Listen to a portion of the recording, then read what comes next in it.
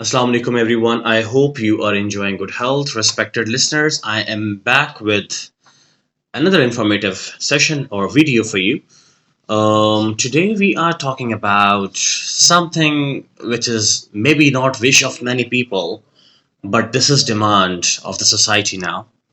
आज हम बेसिकली बात कर रहे हैं कि वो स्टूडेंट्स जिनकी परसेंटेज लो है, जो कहते हैं कि आईलेट्स यानी कि आईएलटीएस ना करना पड़े, और वो ये भी कहते हैं कि यार हमारे पास बैंक स्टेटमेंट नहीं है, और वो ये भी कहते हैं कि हमने पढ़ना भी बाहर है और हमारी परसेंटेज काफ़ी लो है, और वो ये भी कहते हैं कि इंग्लिश स्पीकिंग कंट्री हो ना हो कोई मसला नहीं है। वो कहते हैं अगर मुस्लिम कंट्री हो तो हमारी प्रेफरेंस है और प्रायोरिटी है। वो ये भी कहते हैं कि अगर हमें यूनिवर्सिटी की फ़ी कम मिल जाए तो बहुत अच्छा होगा। वो हमें ये भी कहते हैं कि अगर हमें वीज़ा के बाद फ़ी पे करनी पड़े तो वो उससे भी ज़्यादा अच्छा होगा। इस तरह के जो भी लोग हैं, अगर आप उनमें से एक हैं तो ये वीडियो आपके लिए है, और अगर आप उनमें से एक नहीं हैं तो भी ये वीडियो आपके लिए है। उसके पीछे रीज़न क्या है, इस पे आज थोड़ी-सी बात करेंगे। बेसिकली हम बात कर रहे हैं स्टडी इन मलेशिया के बारे में टुडे, और in this particular session you will get to know the bank statement, the kind of score requirement, maybe your percentage requirement, universities कौन सी हैं और कहाँ कहाँ पर अवेलेबल हैं, क्या क्या हो सकता है, इस सब के बारे में आज बात होगी। सबसे पहले वो लोग जिनको बैंक स्टेटमेंट का इशू है, Malaysia is a country which does not require bank statement to move to Malaysia, तो इसमें किसी बैंक स्टेटमेंट की रिक्वायरमेंट नहीं है, नंबर वन। नंबर टू, मैं थोड़ा सा स्ट्रेट फॉरवर्ड स्टार्ट करता हूँ ताकि थोड़ा सा क्विक और जल्दी हो सके। नंबर टू, हमें ये देखना है कि क्या वहाँ पर ट्यूशन फी के क्या हालात हैं। ये देख लीजिए कि अगर कवेंट्री यूनिवर्सिटी है यूके में और वो चार्ज करती है 16,000 पाउंड पर एनम, तो कवेंट्री का कैंपस जो मलेशिया में होगा that can charge may be 8,000 pounds per annum और may be 10,000 pounds. Basically US dollars में फी होती है, लेकिन पाउंड्स में इनकी ये चार्जेस होते हैं। तो एक तो सबसे बड़ा एज ये है कि यूनिवर्सिटी जो डायरेक्ट आप यूके नहीं जा सकते, बैंक स्टेटमेंट 50 लाख की अरेंज नहीं हुई, आईएलटीएस नहीं कर सके, वहाँ का लिविंग एक्सपेंस अफोर्ड नहीं होता भाई, या बहुत सारे मसाइल जो भी है, तो उसकी जगह पर एक पाथवे कह लें, एक गेटवे कह लें, तो वो है बेसिकली आपका मलेशिया। रही बात आईएलटीएस की, तो आईएलटीएस की रिक्वायरमेंट मलेशिया में नहीं है, ठीक है। आप विदाउट आईएलटीएस अप्लाई कर सकते हैं। कुछ लोगों को इशू होता है एम्बेसी इंटरव्यू में, इंटरव्यू प्रिपेयर भी कर लिया, पता नहीं किस रीजन से रिजेक्शन आ गया। फॉर एग्जांपल यूएस का रिजेक्शन आ गया, एक कॉमन सी बात है। ऑस्ट्रेलिया का रिजेक्शन आ गया, आ सकता है। यूके का रिजेक्शन इतना ज़्यादा नहीं है लेकिन आ सकता है। तो आपको किसी इंटरव्यू में अपेयर नहीं होना पड़ेगा। यहाँ पर एक बात आपको बताऊंगा, अगर आप लोगों ने पहले से अप्लाई कर लिया और आपको कंसल्टेंट या कोई जो बंदा आपको डील कर रहा था वो आपको कोई खास अपडेट नहीं दे रहा या प्रॉपर गाइड नहीं कर रहा, तो EMGS एक एप्लीकेशन है, EMGS, I write it as well. उसको डाउनलोड कर लें और उसमें अपनी बेसिक क्रेडेंशियल्स डालें, तो आपकी रियल टाइम ट्रैकिंग आपके सामने आ जाएगी कि यार मेरी फाइल अभी किस प्रोसेस में चल रही है, क्योंकि इसके ड्रॉप बॉक्स होते हैं, ड्रॉप बॉक्स में फाइल पुट की और उसके बाद उसका प्रोसेस चल रहा होता है। तो मैं यही रिकमेंड करूंगा कि अगर वो आप लोग ऐप डाउनलोड कर लेते हो तो it will help you for the tracking. This video is not sponsored by them, but still just a clue और a tip for those who are in struggle already. Next step आता है इसके बाद हमारा कि जो वीज़ा फ़ी है और जो ट्यूशन फ़ी है वो कैसे पे होती है। सबसे पहले जो ट्यूशन फी है, आपके पास ऑप्शन है, आप मलेशिया लैंड करके भी फी पे कर सकते हैं, आप 50% भी फी पे कर सकते हैं, क्योंकि ये वीज़ा की रिक्वायरमेंट नहीं है। मैं अगर आपको सिंपल बताऊं पाकिस्तानी रुपीस में, और ये बताऊं कि मंथली क्या एक्सपेंस होगा, तो मंथली एक्सपेंस आपका पाकिस्तानी रुपीस में 50,000 से 55,000 पर मंथ होगा, यानी कि जैसे आपकी कॉलेज की फी होती है इस्लामाबाद में ऑन एवरेज। तो ये बेसिकली आपको एक एज है कि आप मलेशिया में जाकर ये चीज़ देख सकते हैं। सबसे बड़ा इशू जो आता है खास तौर पर ये आता है कि यार अब यूनिवर्सिटी जो रिक्वायर कर रही है 60% मार्क्स कर रही है और मेरी परसेंटेज 40% है, तो भाई 40% के साथ भी आप मलेशिया ट्रेवल कर सकते हैं। मैं आपको मोटिवेट नहीं करना चाहता टू गो टू मलेशिया, मैं आपको एक स्केप रूट देना चाहता हूँ कि अगर आप फंस गए हो या कोई इश्यूज आ रहे हैं, कह लीजिए कि आपका जो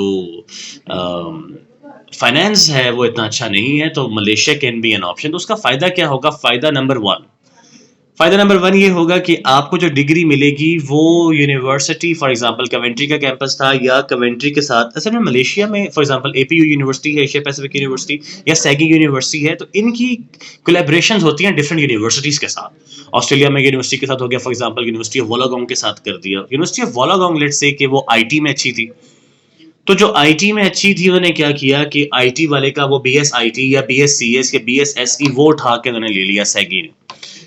और लेट्स से कि कवेंट्री जो थी वो मैनेजमेंट साइंसेस में अच्छी थी, बीबीए वगैरह में, एमबीए वगैरह में, तो उन्होंने बीबीए और एमबीए पकड़ लिया वहां से और पुट कर दिया सैगी में। और लेट्स से कि यूएस की कोई यूनिवर्सिटी अच्छी थी जो कि आर्ट्स और क्राफ्ट्स में अच्छी थी, या लेट्स से कि वो साइबर सिक्योरिटी में अच्छी है, या उसके अलावा आपका कोई नर्सिंग का कोर्स है वो उसमें अच्छी है, या एमबीबीएस में अच्छी है, तो उन्होंने उठा लिया वहां से वो चीज़ और वो प्लेस कर दी अपनी यूनिवर्सिटी में। तो अब आपने जिस यूनिवर्सिटी का जो प्रोग्राम चूज किया, आपको एक तो डिग्री मिलेगी जहां पर आप स्टडी कर रहे हो इंटरनेशनल कैंपस में, और दूसरी आपको जो सबसे अच्छी चीज़ है जो आपको डिग्री मिलेगी वो मिलेगी मेन कैंपस की, फॉर एग्जांपल कवेंट्री की, वोलागोंग की, या लीक्स की, या यूएस में कहीं पर भी जो भी यूनिवर्सिटी आप के साथ। तो cut a long story short, आपको दो डिग्रीज मिलेगी। एक डिग्री जहां पे आप हो अभी वहां से, और दूसरी डिग्री और उसके ऊपर लिखा हुआ नहीं होगा कि that you took this degree और you earn this degree from Malaysia. तो ये एक उसकी भी अच्छी बात है। अब नेक्स्ट आगे चलते हैं। मेरे पास जो नेक्स्ट पॉइंट है आपके लिए वो है सबसे बड़ा कंसर्न कि क्या हमें ट्रांसफर मिलेगा। जी बिल्कुल मिलेगा। कनाडा के साथ इनकी कोलैबोरेशन इतनी अच्छी नहीं है to be honest with you. तो कनाडा का अगर आपका ड्रीम है तो I want to suggest you to go to Malaysia for now. थोड़ा नेगेटिव है लेकिन ये है। लेकिन अगर यूएस में जाना चाहते हो, यूके में जाना चाहते हो, या इंग्लिश स्पीकिंग कंट्रीज में ऑस्ट्रेलिया में जाना चाहते हो, तो जिस यूनिवर्सिटी का आपने प्लान लिया होगा उसी यूनिवर्सिटी के अंदर आपके क्रेडिट आवर ट्रांसफर हो जाते हैं, क्योंकि आप उसके सीएलओ पीएलओ बेस्ड लर्निंग कर रहे हो। या मैं आपको ये बताऊं कि आपने एक साल अगर मलेशिया में पढ़ा और अब आप कहते हो कि आप टॉप अप करना चाहते हो या आप फर्दर स्टडीज मेन कैंपस में जाकर करना चाहते हैं, तो वो भी आप कर सकते हैं। लेकिन जो फी मलेशिया में थी वो फी आपकी ऑस्ट्रेलिया जाके नहीं होगी, या यूके जाके नहीं होगी, या यूएस जाके नहीं होगी। वो वहां की फी वहां के कैंपस के मुताबिक होगी। तो ये भी चीज़ अंडरस्टैंडिंग इसकी होनी चाहिए। अब इसके बाद ये पूछते हैं लोग कि यार इसका सबसे बड़ा ड्रॉबैक क्या है, मतलब नुकसान क्या है। सबसे पहले तो नुकसान तो खैर कोई नहीं, क्योंकि आप डिग्री ले रहे हो, आप पढ़ रहे हो, अगर आप जेन्युइन स्टूडेंट हो। लेकिन अगर आप ये कहते हो कि यार degree is not the big issue और big aim, major aim is to work और टू अर्न। मलेशिया में टूरिज्म, हॉस्पिटैलिटी मैनेजमेंट, ट्रैवलिंग, इस तरह की जॉब्स होती हैं। लेकिन मैं ये नहीं कहूंगा आपको कि आप उस तरह की जॉब करके आप बड़ा अच्छा अर्न करते हो, बस आप अपना रेगुलर ब्रेड एंड बटर कर रहे हो। तो मैं ये रिकमेंड आपको करूंगा कि अगर आप किसी भी तरह से मलेशिया में इस सोच के साथ जा रहे हैं कि यार वहाँ पे कोई भी आपका जानने वाला नहीं है, बेसिकली पाकिस्तान से ये पश्तून फैमिलीज वहाँ बहुत ज़्यादा हैं, सवात से, बनेर से, मालाकंड से, दीर से, इन जगहों से बहुत सारी फैमिलीज वहाँ पर। If you are one of दोस्त तो फिर तो खैर ये स्ट्रेट अवे काम है, इसमें कोई मसला नहीं है। लेकिन if you not one of दोस्त, तो एडजस्टमेंट करना, जॉब्स लेना, that's quite a task, it's not very easy. So मैं ये नहीं कहूँगा आपको कि जॉब अपॉर्चुनिटीज बहुत ज़्यादा हैं। Yes, you have the work allowed, you can work, लेकिन इसमें बहुत ज़्यादा मैं नहीं कहूँगा कि जॉब अपॉर्चुनिटीज़ हैं, इसको सोचने की ज़रूरत है। लेकिन उसके अलग पर्क्स हैं, फिर अलग बेनिफिट्स हैं, एक अच्छी कंट्री है। कोलालमपुर में अगर आप चले जाते हैं, मलेशिया के कैपिटल में फॉर श्योर, तो it will also help. Accommodation वहाँ पर बहुत अच्छी है जी, 5 star accommodation, new accommodation, university के अंदर, यूनिवर्सिटी के बाहर।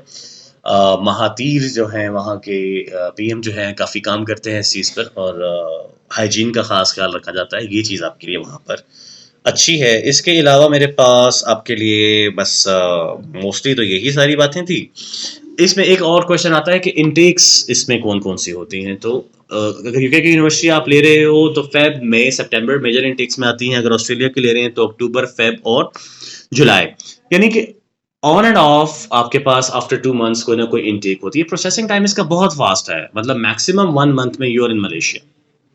ठीक है, अगर आपको ये लगता है कि यार यहाँ पर मैं बीडीएस या एमबीबीएस नहीं कर पाऊंगा, मेरिट में नहीं आऊंगा, प्राइवेट बहुत एक्सपेंसिव है, तो मोर और लेस एक ही फी को माइंड में रखें। उसके लिए भी आप मलेशिया जा सकते हैं, अपना टॉपअप बाहर से कर सकते हैं, और बाहर की डिग्री भी साथ आप ले सकते हैं। तो ये सारे पर्क्स एंड बेनिफिट्स हैं मलेशिया के। मैंने आपको प्रोज एंड कॉन्स थोड़े डिस्कस किए। मेरा ख्याल है कि we have talked about the basics already. अब इसके अलावा कोई क्वेश्चन आपके पास है तो you can comment down there in the comment session, और if there is something to talk on, so we are based in IET Markaz Islamabad. My contact is 0331 873 1234. My office contact is 873 1234. It will be +92 if you are a foreigner. Thank you very much for patient hearing, and it was nice talking to you as always. Bye bye.